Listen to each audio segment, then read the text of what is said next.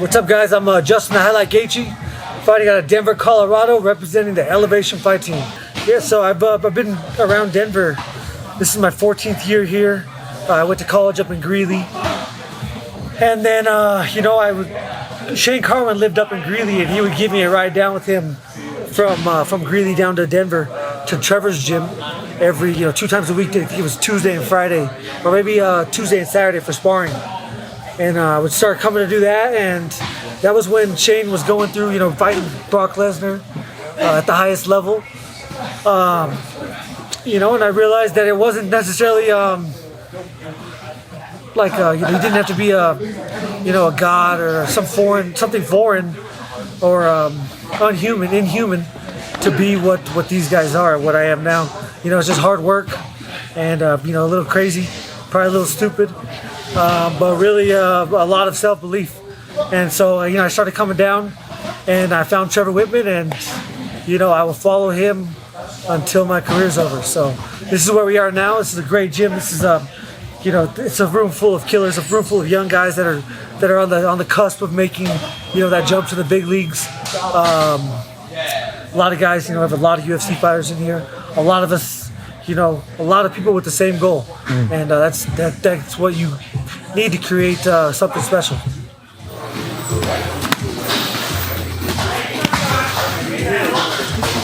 I know, I fucked up. I didn't put it on first.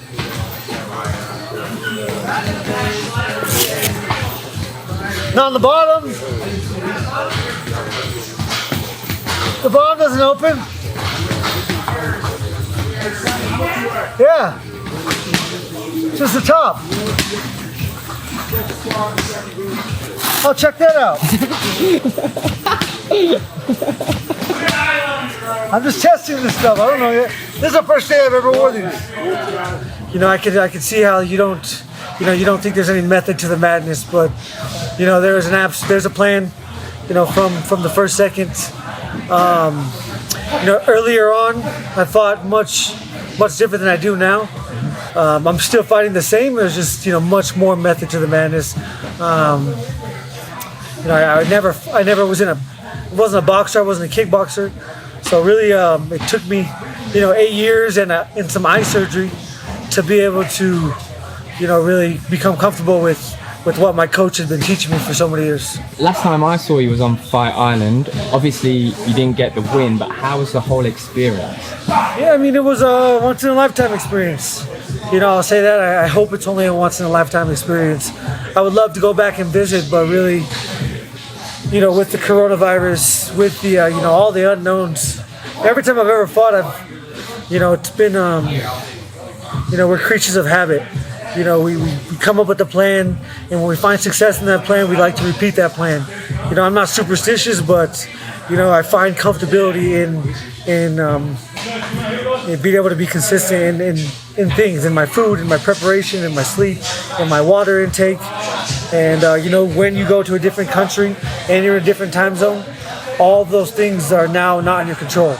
I had no control over any of my food. I had no control over my water. Different time zone, so it was something special. I think second time would be better, to learn the process and then maybe go do it again. But really, as long as there's fans, I guess I'll go anywhere. That's really, I think, the thing I missed the most is the feeling of the rush of being in that atmosphere of people, the energy. And so that's what I miss the most. I imagine that every fighter's kind of got a presence in the octagon, right? And some fighters' presences might be more exciting than the others. Did you feel anything did you feel Khabib's presence in there, and what was that like? Yeah, I didn't. Not before the fight, but I would say, at the beginning of the second round, I definitely had an understanding that, not only could I feel how strong and how good and how experienced he was, but I also felt the fact that he was fighting with the death of his father, and I just know that what that does to a competitor, and I felt that. I would say that was the most convincing thing that I felt. It wasn't his skill or strength; it was his mental fortitude in that moment. Did you get a chance to talk with him after the fight? Not really. No. Do you do that much? No, I don't. I don't usually talk to like some guys. Smoked a blunt with Johnson, but no, not a lot. Not a lot of guys. It's tough. I mean, it's it's a traumatic life experience every time we go in there, win or lose.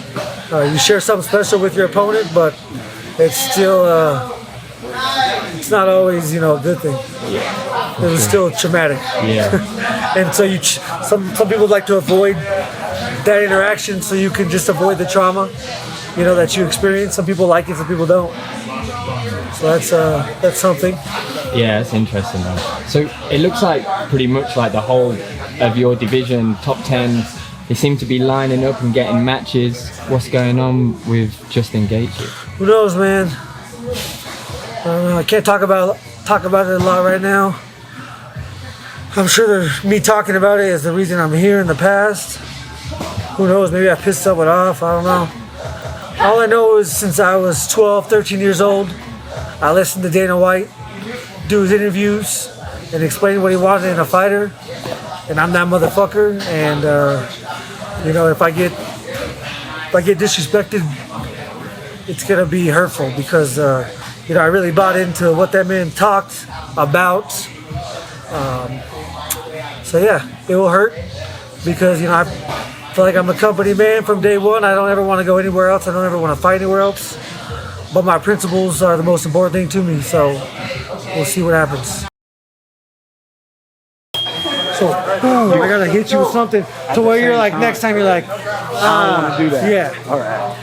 But So outside you that, either gotta hit them at the same time or you can't be there. But it ain't like a body So- kick where you like touch. well, what is it? So like if you watch me Barboza, like in the first 20 seconds, he's going to calf kick me.